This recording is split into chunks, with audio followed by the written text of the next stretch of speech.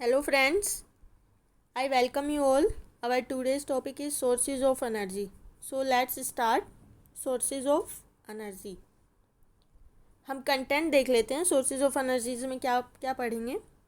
Energy पढ़ेंगे, क्या होती है. गुड सोर्स ऑफ एनर्जीज पढ़ेंगे. Classification of source of energy पढ़ेंगे. Conventional and non conventional. फिर कन्वेंशनल सोर्सेज ऑफ एनर्जी पढ़ेंगे. कन्वेंशनल सोर्सेज ऑफ एनर्जीज में हम पढ़ेंगे thermal power plants, hydro power plants, biomass and wind energy. Non conventional sources of energies में पढ़ेंगे solar energy, tidal energy, wave energy, geothermal energy and nuclear energy. फिर हम यहाँ पे क्या देखेंगे कि कन्वेंशनल सोर्स ऑफ एनर्जी किससे जनरेट होती हैं. जो एनर्जी प्रोड्यूस हो रही है, जनरेट हो रही है, उसका सोर्स क्या है. फॉसिल फ्यूल्स होते हैं. तो फॉसिल फ्यूल्स पढ़ेंगे हम, कोल, पेट्रोलियम, नेचुरल गैस. तो हम स्टार्ट करते हैं. What is energy. एनर्जी क्या है. एनर्जी इज़ द एबिलिटी और the capacity to do work. Energy क्या है. किसी कार्य को करने की क्षमता. वो क्या है हमारा एनर्जी. जैसे ये कार है, कार कब चलेगी. जब इसके अंदर एनर्जी डालेंगे, हम फ्यूल डालेंगे, पेट्रोल डालेंगे. जब हम इसमें पेट्रोल डालेंगे तभी हमारी कार मूव होएगी, तभी कार चलेगी, तभी कार हमारी वर्क करेगी. We need food to give us energy. अब हमारे अंदर जो लिविंग थिंग्स हैं उनके अंदर एनर्जी कब आएगी. जब हम फूड लेंगे. हम फूड लेंगे तभी हमारे अंदर एनर्जी आएगी, तभी हम वर्क कर पाएंगे. जैसे people are alive and all living things and natural processes on earth need energy. Main source of almost all heat and light energy on earth is sun. ज़्यादातर जो हमारी एनर्जी की रिक्वायरमेंट है अर्थ पे, वो कहाँ से मिलती है. सन से. तो सन क्या हमारा मेन सोर्स है. Characteristics of sources of energies. हम सोर्स ऑफ एनर्जीज की करेक्टरिस्टिक्स पढ़ेंगे कि क्या क्या होनी चाहिए. It should do a large amount of work per unit mass और वॉल्यूम. ये बोल रहा है कि जो एनर्जी का जो सोर्स है उस पर यूनिट मास में क्या है, लार्ज अमाउंट ऑफ वर्क होना चाहिए. मास कम होगा और लार्ज अमाउंट ऑफ वर्क ज़्यादा होगा तो अच्छा होगा हमारे लिए कि मास कम होगा, उसको हम इजीली उठा सकेंगे और वर्क हमें ज़्यादा मिल रहा है. तो it should do a large amount of work per unit mass और वॉल्यूम.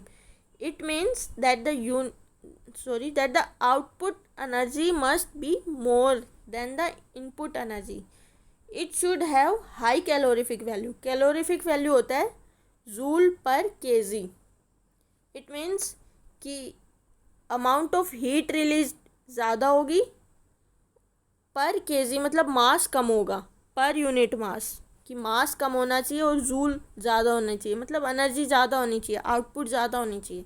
हाई कैलोरीफिक मतलब हाई एनर्जी एंड लो मास, मतलब पर यूनिट मास में क्या हमारा अमाउंट ऑफ एनर्जी जो रिलीज होनी चाहिए वो ज़्यादा होनी चाहिए. वही क्या होता है हमारा हाई कैलोरीफिक वैल्यू. तो ये क्या बोल रहा है कि हमारे जो आउटपुट है वो ज़्यादा होना चाहिए इनपुट एनर्जी से.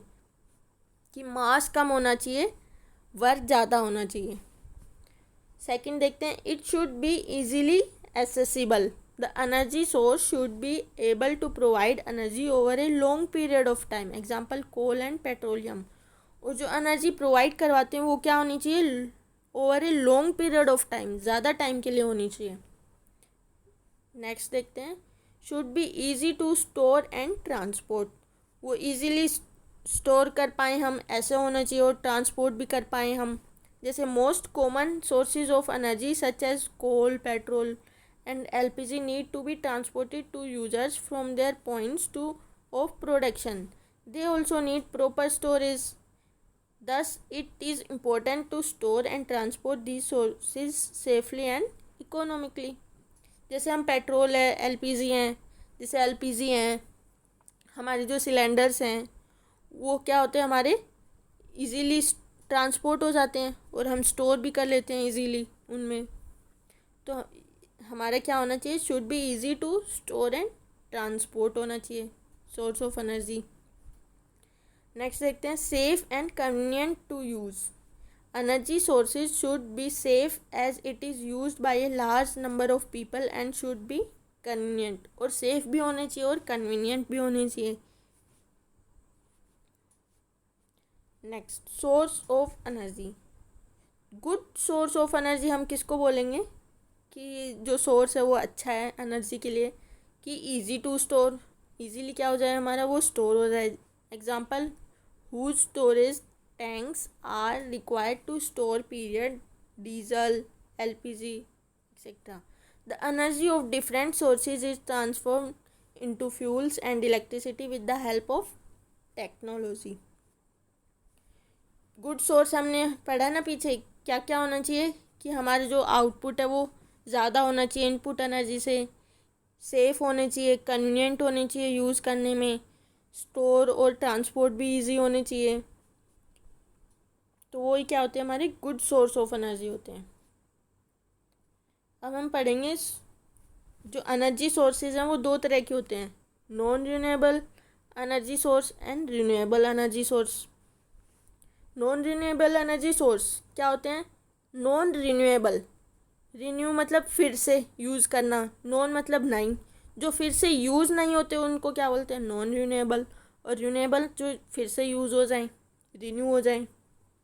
The sources which once used are lost for ever and can not be replenished.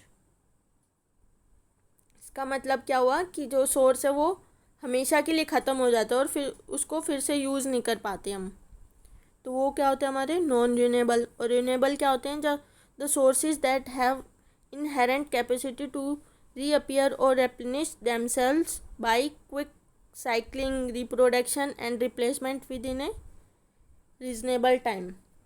हम इनको रिन्यूएबल एनर्जी सोर्स को क्या कर सकते हैं, फिर से रिप्लेनिश कर सकते हैं, फिर से यूज़ कर सकते हैं, किससे, बाई क्विक रिसाइकलिंग, रिप्रोडक्शन और रिप्लेस करके एक रीजनेबल टाइम में।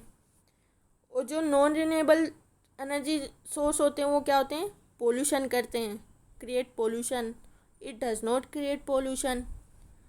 और जो नॉन रिन्यूएबल होते हैं वो कौन से सोर्स होते हैं, कन्वेंशनल सोर्सेज होते हैं। और रिन्यूएबल कौन से होते हैं, नॉन कन्वेंशनल। और जो नॉन रिन्यूएबल हैं वो क्या, एग्जॉस्टिबल हैं कि ख़त्म हो जाते हैं। ये क्या होते हैं, इनएग्जॉस्टिबल, ये कभी ख़त्म नहीं होते। एग्जाम्पल जैसे फायरवुड, डीजल, चारकोल, इसमें example solar energy, tidal energy, wind energy, ये क्या है, रिन्यू हो जाती हैं फिर से हमारी। तो हमने यहाँ क्या देखा है, जो नॉन रिन्यूएबल एनर्जी सोर्स हैं वो क्या है, कन्वेंशनल सोर्सेज हैं, और जो रिन्यूएबल एनर्जी सोर्स हैं वो क्या है, हमारी non conventional sources. Advantages of renewable energy. Renewable energy के एडवांटेजेस क्या हैं, डिफरेंस देखते हैं हम क्या क्या है। रिन्यूएबल एनर्जी क्या होते हैं, जो फिर से रिन्यू हो जाए, फिर से रिन्यू हो जाए तो हमारा जो सप्लाई हो क्या है, कंटिन्यू हम कर सकते हैं, तो ये क्या होते हैं, कंटिन्यूस सप्लाई देते हैं। नॉन रिन्यूएबल एनर्जी सोर्स क्या है, लिमिटेड सप्लाई हैं, क्योंकि इनको फिर से यूज़ नहीं कर सकते, ये डिप्लीट हो जाते हैं एक टाइम पे। Can be replenished with in A short period of time, ये क्या है, फिर से रिन्यू हो जाते हैं छोटे टाइम में ही। और it takes a longer time to be इनको फिर से यूज़ करने के लिए क्या है, ज़्यादा टाइम लगता है, और इनको थोड़ा टाइम लगता है। Most of the resources are fairly non polluting and available locally, ये क्या है, पोल्यूशन नहीं करते और जल्दी से मिल जाते हैं। ये क्या है, पोल्यूशन करते हैं एंड ग्लोबल वार्मिंग भी इफ़ेक्ट करते हैं। अब हमने क्या पढ़ा है कि रिन्यूएबल सोर्सेज क्या होते हैं, जो रिन्यू कर सकते हैं। रिन्यू मतलब फिर से यूज़ कर सकते हैं। सन हमारा जो हमेशा प्रेजेंट रहेगा, विंड भी, वाटर भी, जो ये हमारे जल्दी से यूज़ हो जाते हैं शॉर्ट पीरियड ऑफ टाइम में।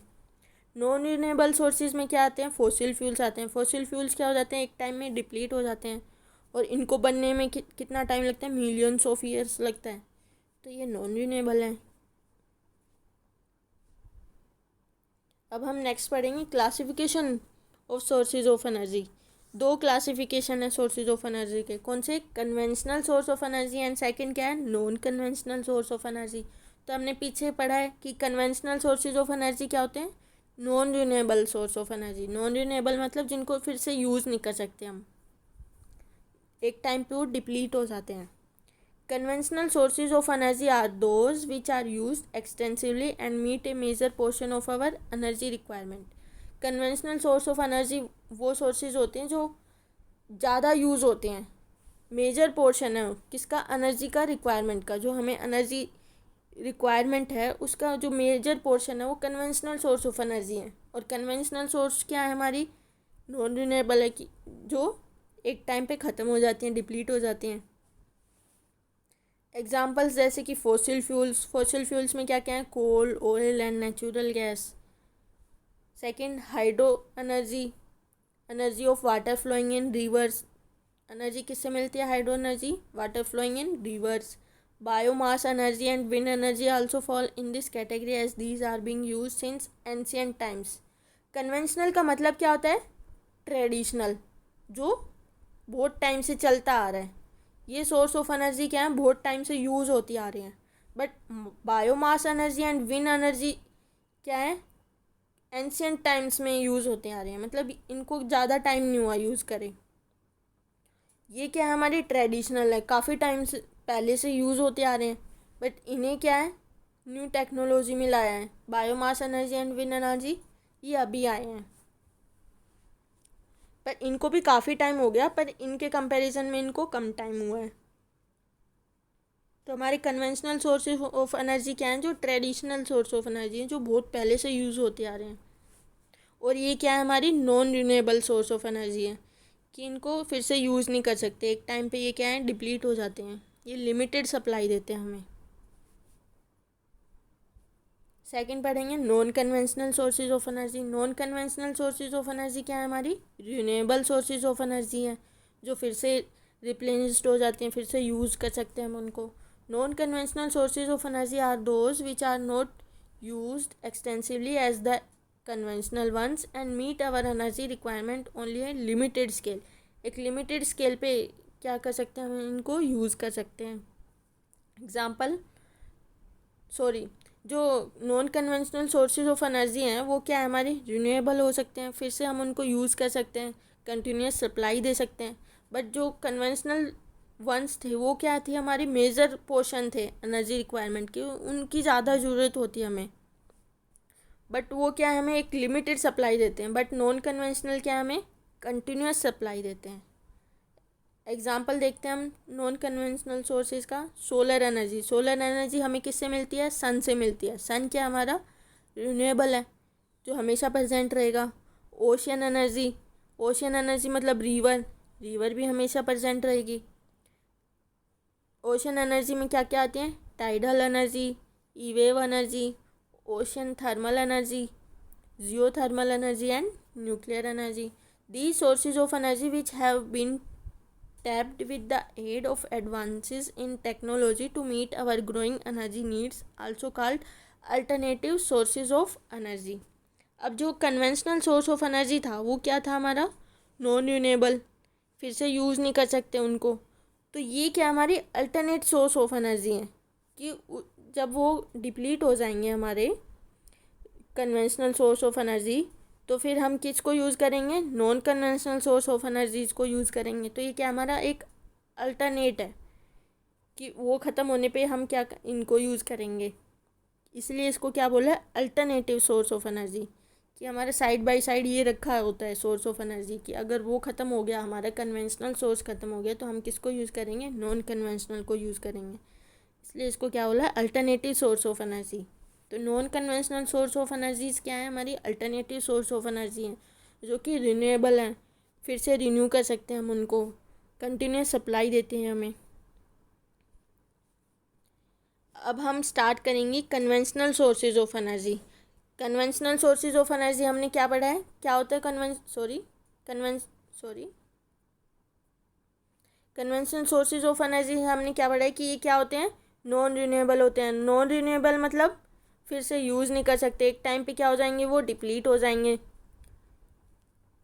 तो ये जो कन्वेंशनल सोर्स ऑफ एनर्जी है, इनके सोर्सेज किससे प्रोड्यूस होते हैं, जो ख़त्म हो जाते हैं. क्या क्या हैं, फॉसिल फ्यूल्स हैं.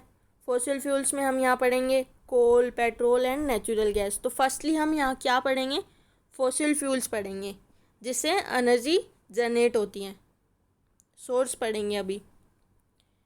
कन्वेंशनल सोर्सेज ऑफ एनर्जीज में हम पहले फर्स्टली क्या पढ़ेंगे, फॉसिल फ्यूल्स।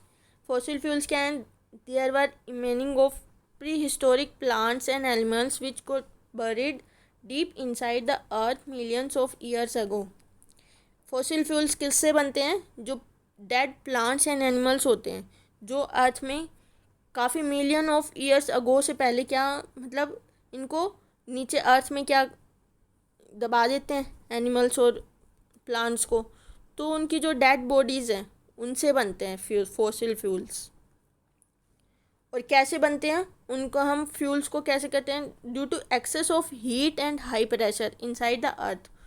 उस अर्थ में हम क्या करते हैं, हाई हीट और हाई प्रेशर देके हम डेड प्लांट्स और एनिमल से फ्यूल बनाते हैं। The energy of fossil fuels is in fact ही solar energy which are tap by natural processes a very long time ago. जैसे सोलर एनर्जी क्या है, हमारे सन से मिलती है, ऐसे ही फॉसिल फ्यूल से भी कुछ एनर्जी मिलती है जो कि लॉन्ग टाइम पे चलती है। Coal, petrol and natural gas are the major fossil fuels which we are using today. Coal, petrol and natural gas ये मेजर फॉसिल फ्यूल्स है जो हम आज के टाइम में यूज़ करते हैं। और ये फॉसिल फ्यूल्स क्या हैं, हमारे नॉन रिन्यूएबल हैं जो डिप्लीट हो जाते हैं एक टाइम पे। फॉसिल फ्यूल्स में फर्स्टली हम पढ़ेंगे कोल। कोल क्या है, a natural solid fuel which is obtained from dead plant bodies is called coal. It is also called black gold. Coal क्या है, हमारा जो डेड प्लांट्स एंड एनिमल्स की बॉडीज से बन के मिलता है सॉलिड फ्यूल, उसको बोलते हैं हम कोल। कोल के टाइप क्या है हमारे, जैसे example bituminous coal, anthracite, graphite. General formula of coal. General formula of coal का क्या है, C135H97SON। वेयर C क्या है, कार्बन एटम्स है, H हाइड्रोजन एटम्स है, सल्फर एटम्स हैं, O ऑक्सीजन एटम्स हैं, N नाइट्रोजन एटम्स हैं, और ये स्मॉल n क्या है, नंबर्स हैं, 1 2 3 कुछ भी नंबर हो सकता है ये। तो फॉर्मूला क्या है जनरल फार्मूला ऑफ कोल का, carbon, hydrogen, sulphur, oxygen and nitrogen. और सबसे ज़्यादा क्या है, कार्बन एटम्स हैं कोल में। Colour of coal is black और ब्राउनिश ब्लैक। कोल का कलर क्या हो सकता है, क्या होता है, ब्लैक और ब्राउनिश ब्लैक। सॉरी,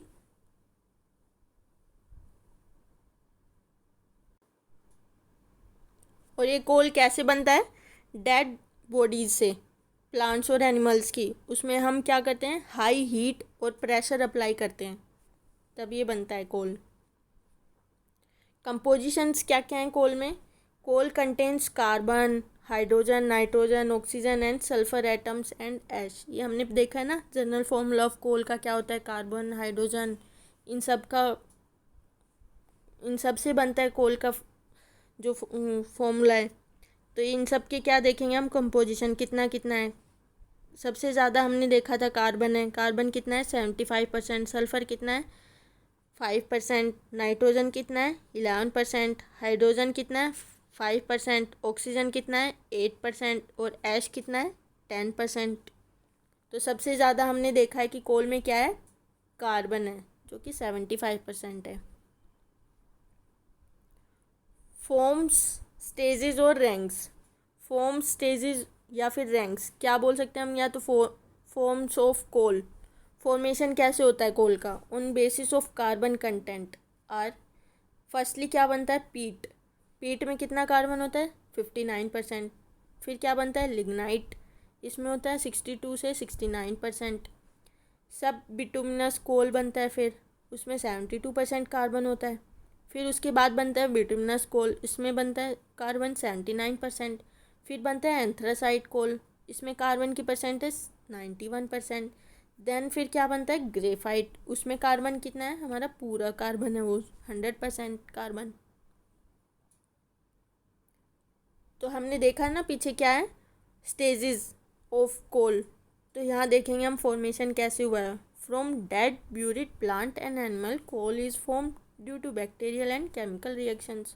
वुड ले लिया हमने, बैक्टीरियल एक्शन और केमिकल रिएक्शन करवाया तो हमें क्या मिला, पीट कोल मिला। उसमें हमने हाई टेम्परेचर और हाई प्रेशर अप्लाई किया तो क्या मिला हमें, लिग्नाइट कोल मिला। फिर लिग्नाइट कोल में हमने हाई टेम्परेचर और हाई प्रेशर अप्लाई किया तो हमें क्या मिला, सब बिटुमिनस कोल मिला। फिर उसमें high temperature high pressure apply किया तो बिटुमिनस मिला। फिर high pressure high temperature apply किया, एंथ्रासाइट मिला। फिर इसमें हमने high temperature high pressure apply किया तो हमें लास्ट में क्या मिला, ग्रेफाइट। और ग्रेफाइट में कार्बन कितना होता है, 100%। ये क्या है हमारा फॉर्मेशन ऑफ कोल। ये स्टेजेस हमें याद रखनी पड़ेगी कि पहले वुड से हमने केमिकल रिएक्शन कराई, पीट मिलता है, फिर लिग्नाइट मिलता है, फिर सब कॉन्टिन्यूस, फिर सब बिटुमिनस, फिर anthracite, then graphite. Coal carbonisation क्या होता है, the decomposition of coal by heating in the absence of air is called coal carbonisation. Coal का डीकम्पोजिशन होना किसके, in the absence of air. तो कोल को हमने हीट किया किसका, in the absence of air में, तो क्या मिलता है हमें, solid plus liquid plus gas. Solid में क्या है हमारा, ये कोक है। लिक्विड में क्या मिलता है हमें, लाइट ऑयल एंड कोल तार। और गैस में क्या मिलता है, कोक ओवन गैस। इसमें क्या क्या होते हैं हमारे, हाइड्रोजन होते हैं, मीथेन होती हैं, CO2 CO2, ये सब गैस प्रेजेंट होती हैं। तो कोल कार्बोनाइजेशन क्या होता है हमारा, डिकम्पोजिशन होता है कोल का, जो हीट करते हैं हम किसके, in the absence of air में, वो क्या होता है हमारा कोल कार्बोनाइजेशन। हमें प्रोडक्ट में क्या क्या मिलते हैं, सॉलिड लिक्विड गैस। सॉलिड में हमें कोक मिला, लिक्विड में हमें लाइट ऑयल एंड कोलताल, गैस में हमें कोक ओवन गैसेज मिले। कोल के यूजेस क्या हैं, coal is use as a source of energy. Energy की तरह यूज़ होता है किसमें, एक तो प्रोडक्शन ऑफ इलेक्ट्रिसिटी, इलेक्ट्रिसिटी की प्रोडक्शन में यूज़ होता है कोल, और प्रोडक्शन ऑफ हीट और ऑर्गेनिक कंपाउंड्स में भी यूज़ होता है कोल। कोल को जब हम हीट करते हैं तो कोल गैस निकलती है, बट वाटर यहाँ स्टोर हो जाता है। और क्या स्टोर हो जाता है, कोल तार स्टोर हो जाता है। सेकंड वन हम पढ़ेंगे पेट्रोलियम। पेट्रोलियम की डेफिनेशन क्या है, the word petroleum is drive from Latin words Petra. Petra means क्या होता है, रोक, एंड ओलियम मीन्स ऑयल। तो इसका मतलब क्या हुआ, rock oil. Petroleum means rock oil. Occurrence, petroleum is found in underground pockets called reservoirs. ये कहाँ मिलते हैं, अंडरग्राउंड पॉकेट्स में मिलते हैं, उनको क्या बोलते हैं हम, रिजर्वियर्स। काफ़ी टाइम से रिजर्व होते हैं वो। कलर क्या होता है पेट्रोलियम का, is dark brown. Other names of petroleum, sometime sometime petroleum is also called mineral oil, crude oil, liquid gold. Petroleum को और क्या बोल सकते हैं हम, मिनरल ऑयल भी बोल सकते हैं, क्रूड ऑयल भी, और लिक्विड गोल्ड। पेट्रोलियम में हम कंपोजिशंस देखते हैं अब क्या क्या प्रेजेंट है। Petroleum contains hydrocarbon. पेट्रोलियम में क्या होते हैं, हाइड्रोकार्बन्स होते हैं। और कोल में क्या होते हैं, खाली कार्बन्स होते हैं, बट पेट्रोलियम में हाइड्रोकार्बन्स। और क्या प्रेजेंट होते हैं, सल्फर कंपाउंड्स। सल्फर कंपाउंड्स में क्या क्या हैं, thiophenes, mercaptans, H2S and S elements भी। और नाइट्रोजन कंपाउंड्स में क्या क्या है, पिरिमिडिन, एनिलिन, पायरोल। और ऑक्सीजन कंपाउंड्स में furan, naphthenic acids, aromatic acids. और इनऑर्गेनिक एलिमेंट्स में NiV एंड यूरेनियम। ये सब कंपोजिशंस प्रेजेंट होते हैं किसमें, पेट्रोलियम में। Formation of petroleum, under earth crust due to high temperature and pressure plant and animal fossils were converted into liquid hydrocarbons which is called petroleum. Same fuel उसकी तरह, कोल की तरह कि अंडर अर्थ क्रस्ट में जब हम high temperature और high pressure apply करेंगे डेड प्लांट्स और एनिमल्स में, तो उन फॉसिल्स को किस में कन्वर्ट करते हैं, लिक्विड हाइड्रोकार्बन्स में। जब वो लिक्विड हाइड्रोकार्बन्स में कन्वर्ट हो जाएंगे तो वो क्या होंगे, हमारी पेट्रोलियम होंगे। Petroleum is used as a source of energy. Petroleum के यूज़ किस में कर सकते हैं हम, सोर्स ऑफ एनर्जी में। कौन कौन से, production of electricity, electricity produce करने में भी पेट्रोल यूज़ होता है। Production of heat and fuel in vehicles और ऑर्गेनिक कंपाउंड्स में भी यूज़ होता है। Modern uses of petroleum, gasoline, motor oil, waxes, dyes, plastics, synthetic fibres, example पोलिएस्टर्स।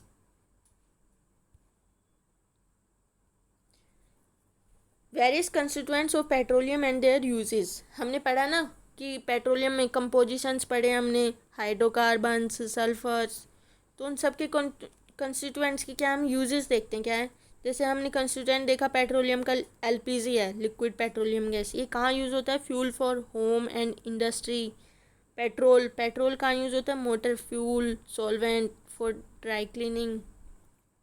और कैरोसिन कहाँ यूज़ होता है, fuel for stoves, lamps, for jet aircraft. Diesel कहाँ यूज़ होता है, fuel for heavy motor vehicles, electric generators.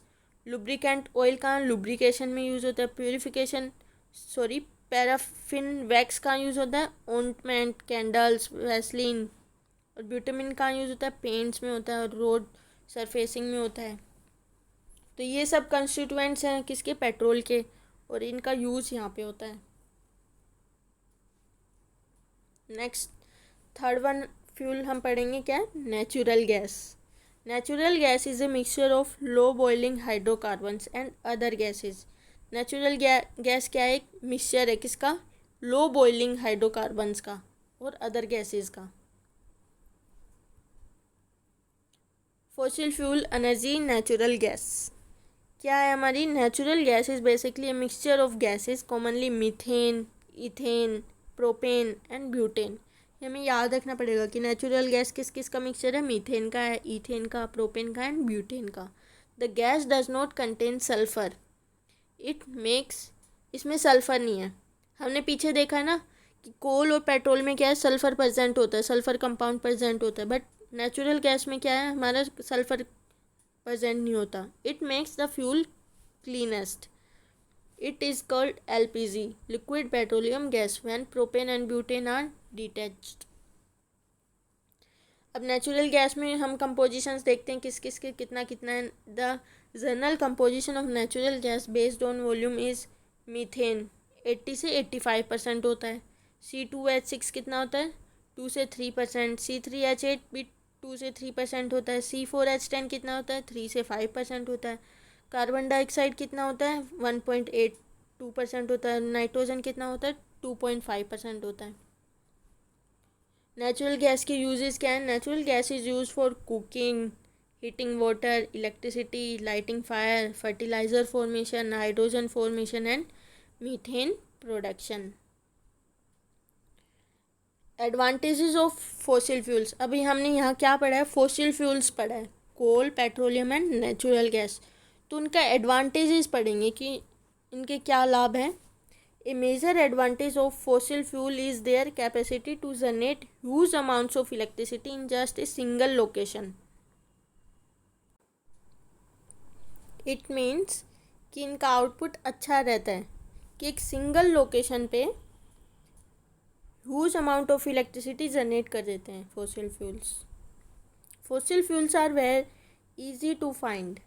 When coal is used in power plants, they are very cost effective. Coal is also in abundant supply.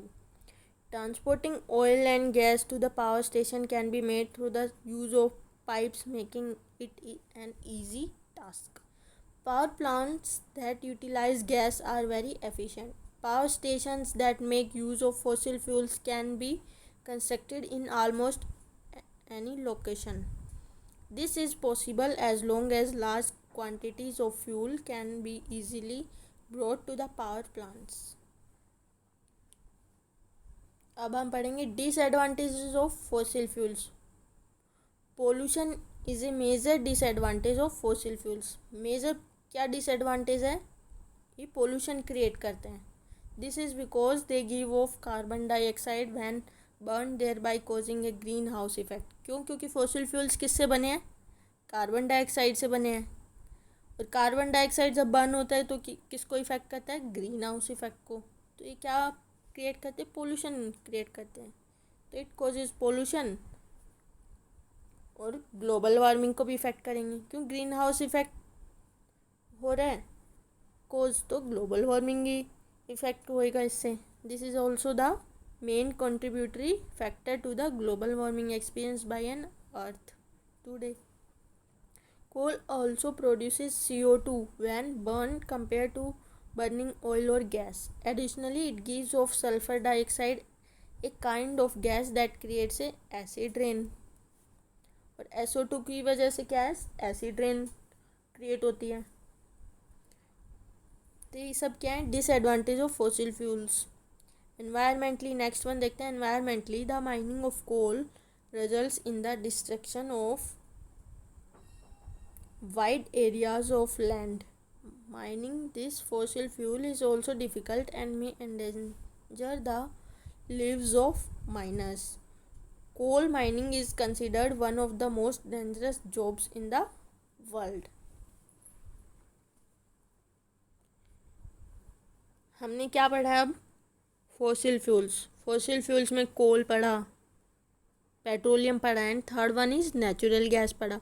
फिर हमने पढ़ा है कि उसके advantages क्या हैं फॉसिल फ्यूल्स के. फिर हमने पढ़ा है डिसएडवांटेजेस ऑफ फॉसिल फ्यूल्स. अब हम यहाँ क्या स्टार्ट करेंगे, conventional sources of energy. First one क्या है हमारा conventional source of energy, thermal power plant. Thermal power plant, thermal से क्या मतलब हुआ, हीट. थर्मल मतलब हीट. और पावर प्लांट से क्या मतलब हुआ, इलेक्ट्रिसिटी. तो जहाँ इलेक्ट्रिसिटी प्रोड्यूस कर रहे हैं किससे, हीट से, उसको क्या बोलेंगे हम, थर्मल पावर प्लांट.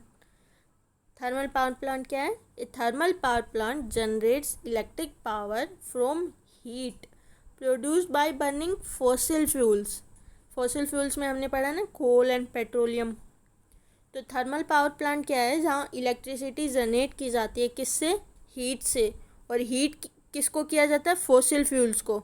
जब फॉसिल फ्यूल्स को बर्न करेंगे हम, तो उस हीट से हम क्या करेंगे, इलेक्ट्रिसिटी प्रोड्यूस करेंगे. तो उसको क्या बोलते हैं हम, थर्मल पावर प्लांट.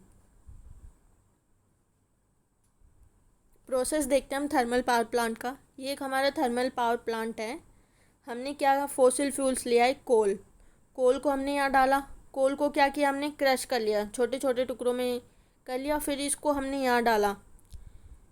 तो यहाँ हमने क्या किया, बर्न किया, ठीक है, हीट किया.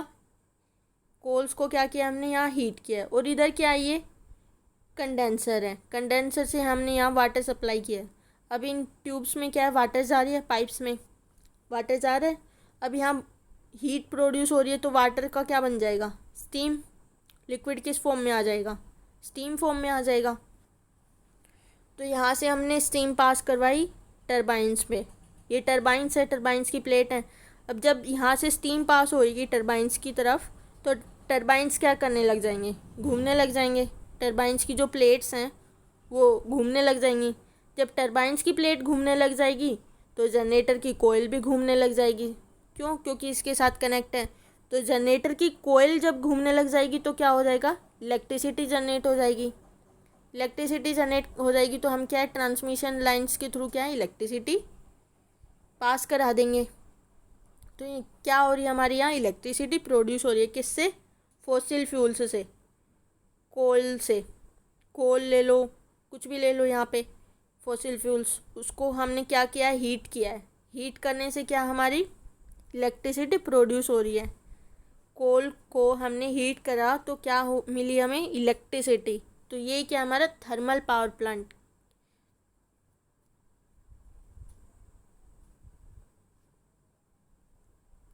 नेक्स्ट वन हम पढ़ेंगे हाइड्रो पावर प्लांट. हाइड्रो मतलब क्या हुआ, हाइड्रेटेड फॉर्म मतलब वाटर. और पावर प्लांट मतलब वही इलेक्ट्रिसिटी जनरेट करानी है. तो अब यहाँ हम क्या करेंगे, वाटर से इलेक्ट्रिसिटी जनरेट करेंगे. उसको क्या बोलते हैं हम, hydro power plant. The electricity produce from the kinetic energy of water is called hydro electricity. And a plant which generates electricity on a large scale from flowing water is called hydroelectric power plant.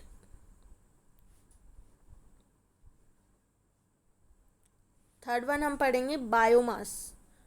Biomass क्या है हमारा? Biomass is defined as living matter और its residue and is a renewable source of energy. तो biomass क्या है हमारा? Waste material है, किसका? लिविंग मैटर्स का। जैसे काऊ का, काऊ डंग वेस्ट मटेरियल, वो क्या है हमारा? बायो मटेरियल है।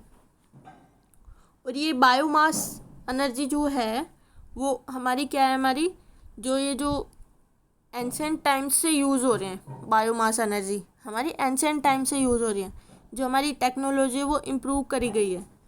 इम्प्रूव करने के बाद क्या है? ये हमारी रिन्यूएबल सोर्स ऑफ एनर्जी हो गई बायोमास।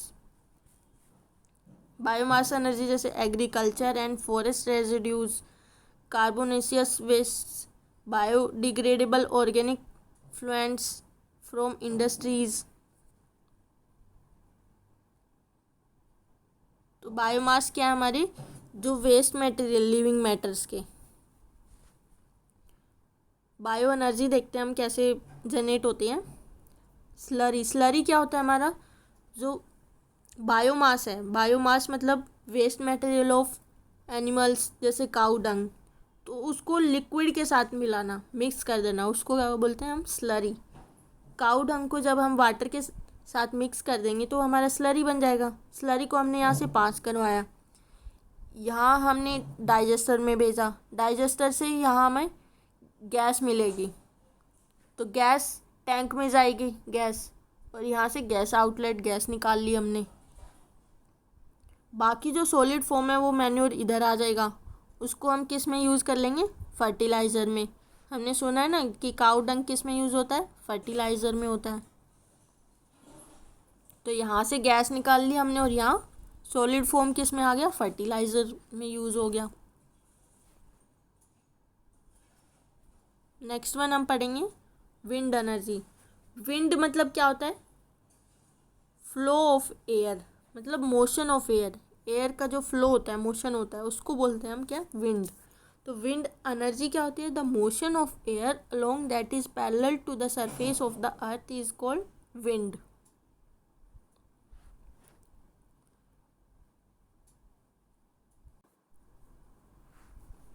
तो विंड क्या है हमारी? The motion of air along that is parallel to the surface of the earth is called wind. और जनरली क्या बोल सकते हैं हम? Moving air is called wind. Air moves from the regions of high pressure to the region low pressure. अब ये wind आई कहाँ से है? जो सन है, सन क्या करता है? हमें सोलर रेडिएशंस देता है, बट ये क्या है? हमें अलग अलग जगह पे अलग अलग देता है, अनइवनली डिस्ट्रीब्यूट करता है अपना सोलर रेडिएशंस। तो कुछ जगह क्या होगा? हाई हीट प्रोड्यूस होगी लैंड में, और कुछ जगह कम होगी, कम सोलर रेडिएशंस जाएंगी। तो इससे क्या होगा?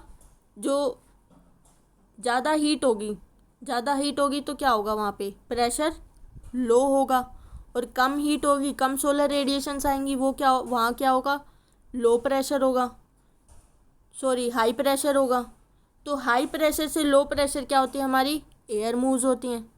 तो एयर मूव्स हो रही है मतलब विंड आ गई। तो विंड कहाँ से आती है? कि air moves from the regions of high pressure to the region low pressure, कि जहाँ सोलर रेडिएशंस कम है वहाँ पे क्या होगा? प्रेशर हाई होगा, और जहाँ ज़्यादा है वहाँ कम होगा। तो हाई प्रेशर कहाँ मूव होता है? एयर मूव कहाँ से कहाँ मूव होती है? High pressure to low pressure region. Solar energy is one of the main factor responsible for the air movement in atmosphere. ये हमने देखा है कि हाई प्रेशर से मूव होती है लो प्रेशर एयर, और ये प्रेशर का अनइक्वली डिस्ट्रीब्यूट कैसे हुआ है? सन की वजह से, कि सोलर रेडिएशंस अनइक्वली डिस्ट्रीब्यूट होते हैं। और सन क्या हमारी? सोलर एनर्जी है। तो सोलर एनर्जी क्या हमारा? मेन फैक्टर है किससे? एयर मूवमेंट का एटमॉस्फेयर में। Kinetic energy possessed by air due to its velocity is called wind energy. तो जो हमारी जो एयर मूव हो रही है मतलब उसमें काइनेटिक एनर्जी है, वेलोसिटी है कुछ। तो उस वेलोसिटी से जो एयर मूव हो रही है उस काइनेटिक एनर्जी को ही क्या बोलेंगे हम? Wind energy. अब विंड एनर्जी का सेटअप देखते हैं हम। विंड एनर्जी क्या है हमारी? Moving air. मूविंग एयर है तो मतलब हमने क्या लगाए हैं? टरबाइंस लगाए हैं। टरबाइंस लगाएं तो एयर जैसे मूव हो रही है यहाँ पे इससे टकराएगी, तो ये जो प्लेट्स हैं टरबाइंस की वो क्या होंगे? घूमने लग जाएंगी। प्लेट्स घूमने लग जाएगी तो ये किसके साथ कनेक्ट है? जनरेटर के साथ कनेक्ट है। जनरेटर में क्या होते हैं? कोइल्स होते हैं, तो कोइल्स भी मूव करने लग जाएंगे। कोइल्स मूव करने लग जाएंगे तो ईएमआई इफेक्ट से क्या हो जाएगी? हमारी इलेक्ट्रिसिटी प्रोड्यूस हो जाएगी। अब इलेक्ट्रिसिटी हम पास करवा देंगे थ्रू ट्रांसमिशन लाइंस। तो यहाँ क्या हो रहा है हमारा विंड एनर्जी में कि जो फ्लोइंग एयर है उससे हमने क्या प्रोड्यूस की है? इलेक्ट्रिसिटी। तो हमारी विंड एनर्जी क्या होती है? जो विंड से हम एनर्जी जनरेट कराते हैं, इलेक्ट्रिसिटी जनरेट कराते हैं। Wind mill. और विंड एनर्जी कहाँ से बनती है? विंड मिल से। विंड मिल क्या होती हैं? जिसमें लार्ज नंबर ऑफ क्या होते हैं? टर्बाइंस होते हैं। Wind mill is the machine that converts kinetic energy of wind into mechanical. कि काइनेटिक एनर्जी मतलब velocity of air. Kinetic energy of wind किस में कन्वर्ट हो रही है? मैकेनिकल में, मतलब इलेक्ट्रिसिटी जनरेट हो रही है। अब हम पढ़ेंगे यहाँ पे non conventional sources of energy. Non conventional sources of energy क्या होती है? हमारी रिन्यूएबल सोर्स ऑफ एनर्जी, जिनको हम फिर से यूज़ कर सकते हैं। ये क्या हमें कंटिन्यूस सप्लाई दे सकते हैं, देते हैं। फर्स्ट वन हम पढ़ेंगे सोलर एनर्जी। सोलर एनर्जी हमारी किससे मिलती है? सन से मिलती है। If you place a cup of water on a windows on a bright sunny day, what will happen to the water? क्या होगा? वो पानी क्या हो जाएगा? गर्म हो जाएगा। डायरेक्ट कॉन्टैक्ट में है सन के, तो वो वाटर क्या होने लगेगा? हीट होने लगेगा। The solar energy from the sun will heat the water. Water को हीट कर देगा, तो वही क्या हमारी सोलर एनर्जी है। जो सन से जो सोलर रेडिएशंस आ रही हैं, जो ऑब्जर्व हो रही हैं सरफेस पे, वो क्या होती है? हमारी सोलर एनर्जी होती है। The sun is an important source of energy. जो हमारी जो मैक्सिमम एनर्जी की रिक्वायरमेंट होती है वो किससे मिलती है? ज़्यादातर हमें सन से मिलती है। तो सन क्या हमारा मेजर सोर्स है एनर्जी का। We can use the sun's natural energy in many ways. Energy from the sun is called solar energy. जो सन से जो एनर्जी मिलती है उसको हम क्या बोलते हैं? सोलर एनर्जी बोलते हैं। Solar energy is best used in places that receive a lot of sunlight. Solar energy क्या करता है? सनलाइट की जो मैक्सिमम रेडिएशंस है, सोलर रेडिएशंस है, वो अब्जॉर्ब करता है। मतलब एक थोड़े से स्पेस में वो क्या कर लेता है? मैक्सिमम सोलर रेडिएशंस अब्जॉर्ब कर लेता है, ज़्यादा से ज़्यादा। The energy is stored in solar panels. और वो एनर्जी किस में स्टोर होती है? सोलर पैनल्स में। ऐसे पैनल्स होते हैं ना, तो इनको क्या बोलते हैं हम? Solar panels. जहाँ पे सन की जो रेडिएशंस हैं वो क्या अब्जॉर्ब हो रही हैं, किस में? सोलर पैनल्स में।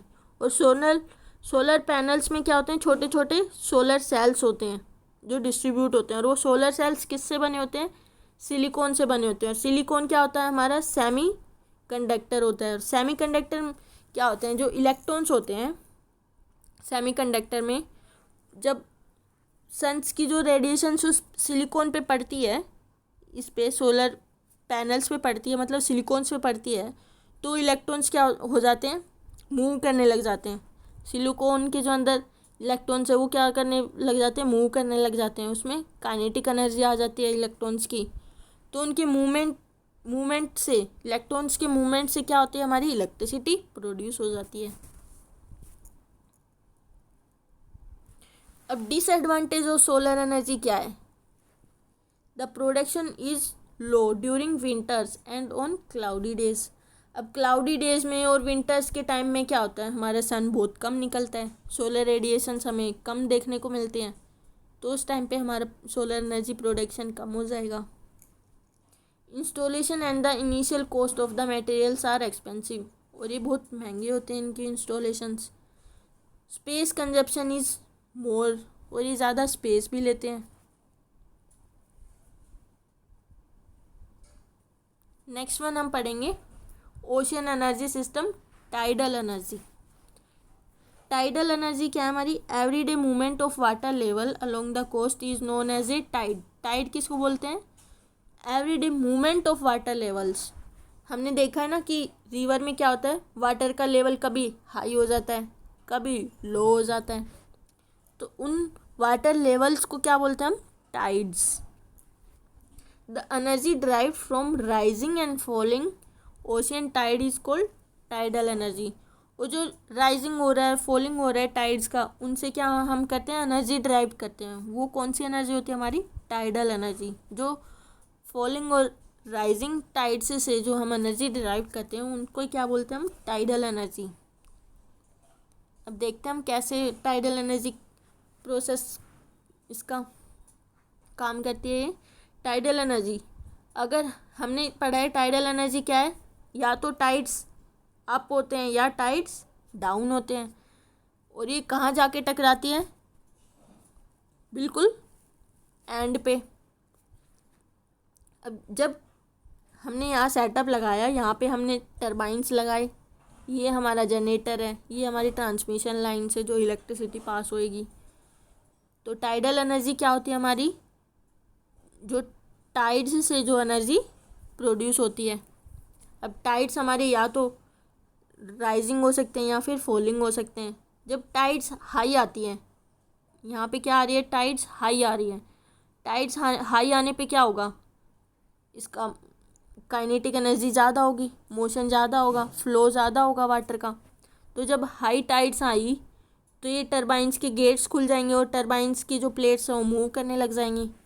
टरबाइंस की प्लेट्स मूव कर रही हैं तो जनरेटर की कोयल भी मूव करने लग जाएगी। तो due to EMI effect electricity generate हो जाएगी। तो यहाँ हमने देखा है जब टाइड्स हाई आती हैं, मतलब कि ऊंची आती हैं, जब टाइड्स ऊंची आती हैं तो क्या होता है हमारा? गेट्स यहाँ खुल जाते हैं, टरबाइंस की जो प्लेट्स हैं वो घूमने लग जाती हैं। टरबाइंस की प्लेट्स घूमने लग जा रही तो जनरेटर से कनेक्ट है, जनरेटर की कोयल भी घूमने लग जाएगी। जनरेटर की कोयल घूमने लग जाएगी तो इलेक्ट्रिसिटी जनरेट हो जाएगी। अगर हमारी टाइड्स लो आ जाती हैं, फॉलिंग में आ जाती हैं, तो क्या होता है? जब हमारी टाइड्स राइजिंग में आई थी तो यहाँ हमारा जो वाटर है वो हमने क्या कर लिया? स्टोर कर लिया अंदर, या रिजर्वर में क्या कर लिया हमने? वाटर को स्टोर कर लिया। अब अगर हमारी जो टाइड्स हैं वो लो आ रही हैं, फॉलिंग आ रही है, कम आ रही हैं, तो क्या होगा? कुछ नहीं होगा, बिल्कुल यहाँ पे इससे टकरा जाएगी। लो आ रही है तो हम इस टाइम पे क्या करेंगे? जो रिजर्वियर में वाटर हमारा जो प्रेजेंट है उसको हम बाहर निकालेंगे। ये प्लेट्स खुल जाएंगी तो एकदम से ही क्या हो जाएगा? मिक्स हो जाएगा, अंदर वाला पानी इसके साथ मिक्स हो जाएगा। फिर से ये प्लेट्स घूमेंगी, अगर वाटर यहाँ से पास होएगा तो ये प्लेट्स घूमेंगी, प्लेट्स घूमेंगी, जनरेटर की कोयल घूमेंगी, तो इलेक्ट्रिसिटी प्रोड्यूस हो जाएगा। तो हमने दोनों टाइम पे क्या कर लिया? इलेक्ट्रिसिटी प्रोड्यूस करवा ली। कि अगर टाइड्स हाई हैं, टाइड्स लो हैं, दोनों टाइम पे हमने क्या करा है? इलेक्ट्रिसिटी प्रोड्यूस कराई है। तो टाइडल एनर्जी होती क्या है? जो टाइड्स के द्वारा जो एनर्जी प्रोड्यूस कराई जाती है वो क्या होता है? हमारा टाइडल एनर्जी होती है। और ये टाइड्स बनते कैसे हैं? टाइड्स कैसे बनते हैं? टाइड्स अप एंड डाउन कैसे हो रही है? राइजिंग एंड फॉलिंग कैसे हो रही है टाइड्स? जैसे सन है, सॉरी अर्थ है, अर्थ के पास क्या होता है? मून होता है हमारा। अब मून क्या कर रहा है? अर्थ के ऊपर ग्रेविटेशनल पुल लगा रहा है। अब अर्थ तो खींचने से रही, तो इसके अंदर जो रिवर्स हैं वो खींच रही हैं, उन पे अट्रैक्शन लग रहा है, ग्रेविटेशनल पुल लग रहा है। तो मून के ग्रेविटेशनल पुल की वजह से क्या होती हैं? टाइड्स अप एंड डाउन होती हैं। टाइड्स अप हुई तो अट्रैक्शन मून का ज़्यादा आया, इसलिए अप हुई, फिर वो फॉल हो जाएगी। तो ये टाइड्स का अप एंड डाउन किसकी वजह से होता है? मून के ग्रेविटेशनल पुल की वजह से इफेक्ट होता है।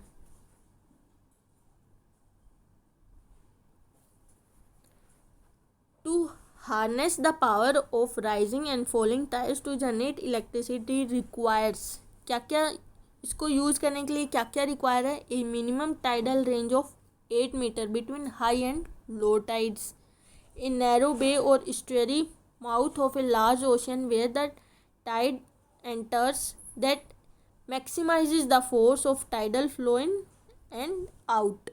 The storage in and out flow of tide drives turbines in a dam across the bay or estuary.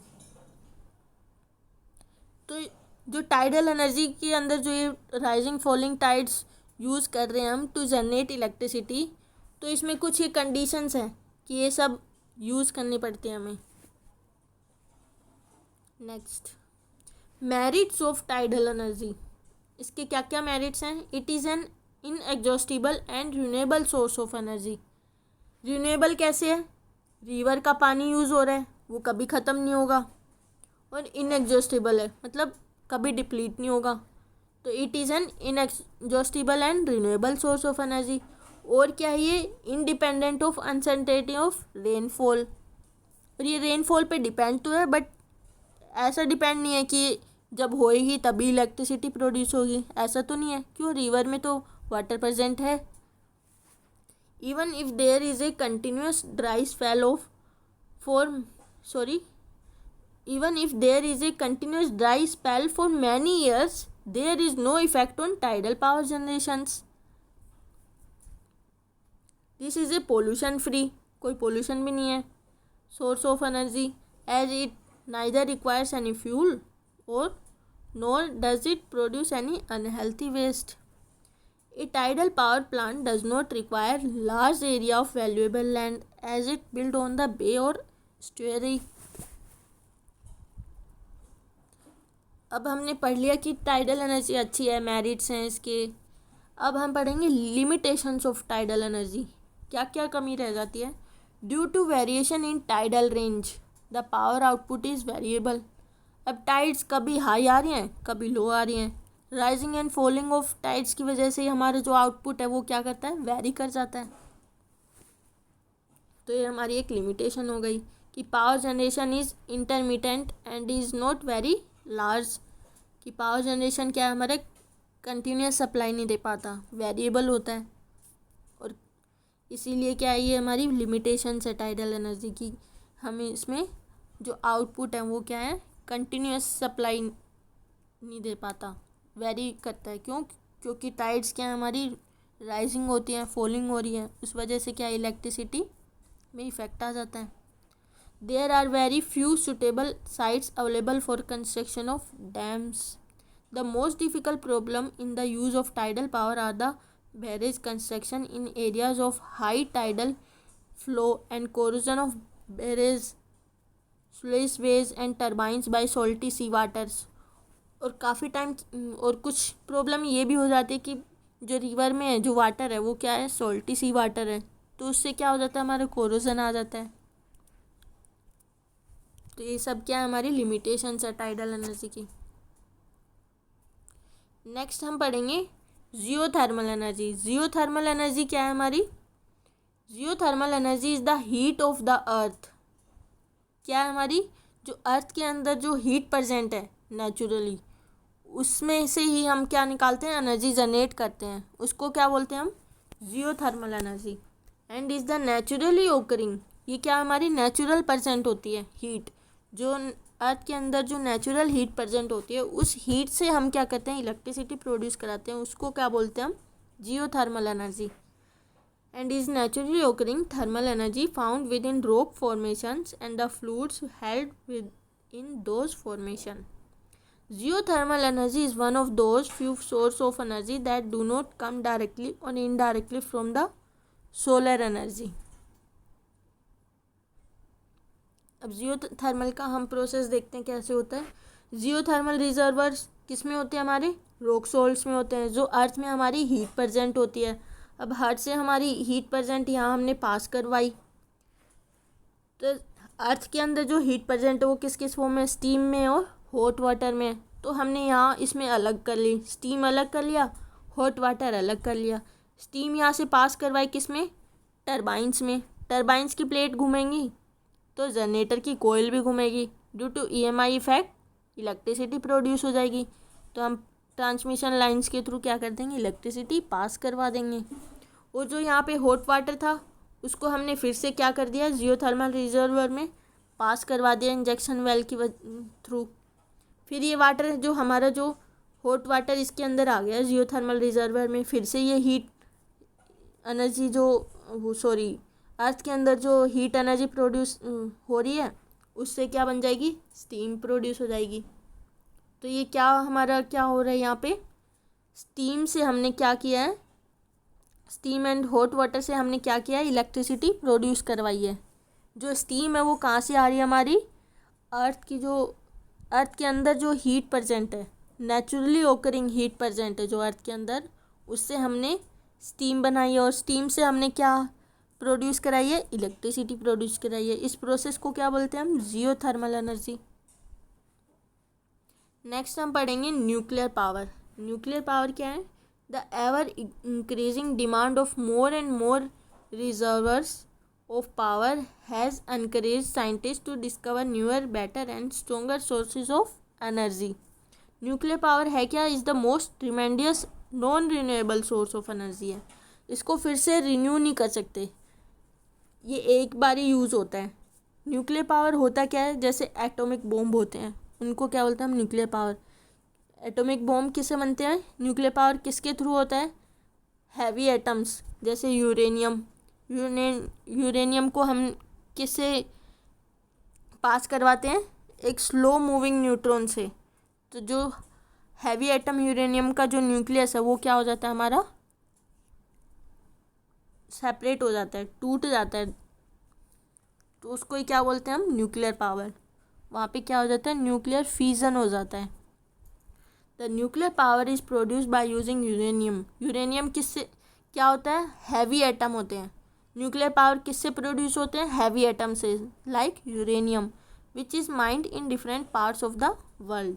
Nuclear power today fulfils the 11% of world's total need of energy.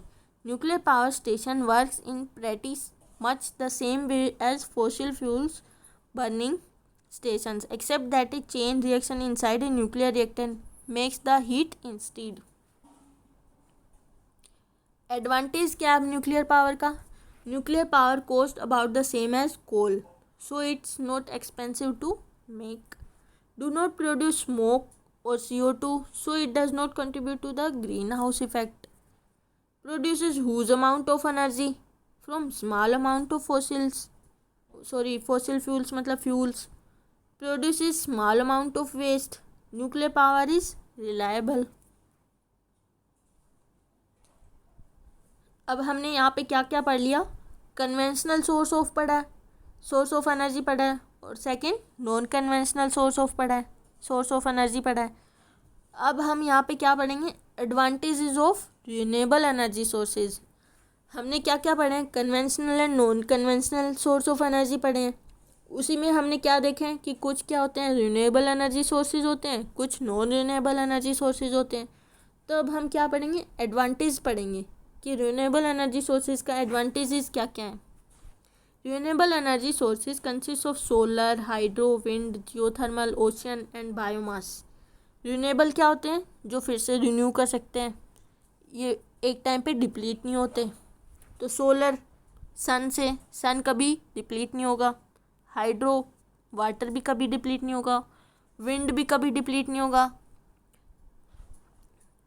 The most common advantage of each is that they are renewable and cannot be depleted. They are clean energy as they do not pollute the air. They do not contribute to the global warming and greenhouse effect. Since their sources are natural, the cost of operation is reduced and they also require less maintenance on their plants. अब हम पढ़ेंगे disadvantage of renewable energy source. A common disadvantage to all is that it is difficult to produce the large quantities of electricity their counterpart the fossil fuels are able to. Since there are also new technologies, the cost of initiating them is high, जैसे wind, solar, waves and tides. Winds में क्या होगा, turbines are expensive, वो काफ़ी costly होते हैं। Wind does not blow all the time, ये भी सही बात है कि हम ऑल द टाइम ब्लो नहीं करती wind. So they have to be part of a larger plan. Solar क्या है, पैनल्स आर एक्सपेंसिव, सोलर किससे बना होता है, सोलर पैनल से वो भी एक्सपेंसिव होते हैं। Governments are not all willing to buy home generated electricity, not all climates are suitable for solar panels. Waves क्या है, different technologies are being tried around the world, scientist are still waiting for the killer product. Tides क्या है, dams across rivers, mouths are expensive to build and disrupt shipping. Smaller turbines are cheaper and easier to install. और reverse मतलब dams से बनते हैं, reverse में क्या हम डैम्स बनाते हैं। डैम्स भी क्या होते हैं, हमारे एक्सपेंसिव होते हैं to build and disturb the environment. They have also caused earthquakes. Geothermal क्या है, difficult to drill 2 or 3 kilometre down into the earth. Geothermal में क्या चाहिए होती है, हीट चाहिए होती है अर्थ की, और ये ड्रिल करने में काफ़ी डिफ़िकल्ट होता है 2 से 3 kilometre down into the earth. Biofuel often uses croplands and crops like corn to produce the bioalcohol. This means that more land has to be cleared to grow crops and there is not enough food, or that food becomes more expensive. Hopefully आप सबको मेरे lectures समझ आ रहे होंगे। कोई doubt हो तो please comment करके बताएं।